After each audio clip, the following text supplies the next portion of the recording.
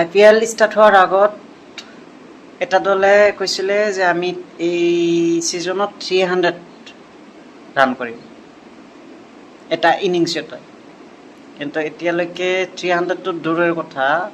সেইটো টাইমৰ বৰ্তমান এনেকুৱা অৱস্থা যে 180-200 ৰান কৰোঁতে ষ্ট্ৰাগল কৰিব লাগে। যোৱাকালিৰ মেচটোতে গুজৰাট টাইটেনে 225 টাৰ্গেট দিছিলে।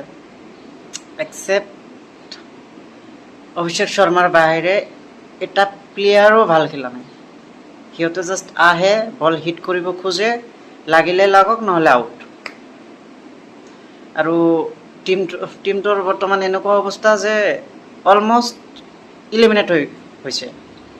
অফিচিয়েলি এতিয়ালৈকে হোৱা নাই, কিন্তু মোৰ হিচাপত 14 পইণ্টত এতিয়াও যদি গোটেইকেইটা মেচ জিকেও এইবাৰ হায়দৰাবাদ, তথাপিও 14 পইণ্টত কোনেও কোৱালিফাই নকৰে এইবাৰ, কাৰণ তিনিটা দলে 14 পইণ্ট গৈছে অলৰেডি, আৰু পাঞ্জাৱৰ 13 পইণ্ট।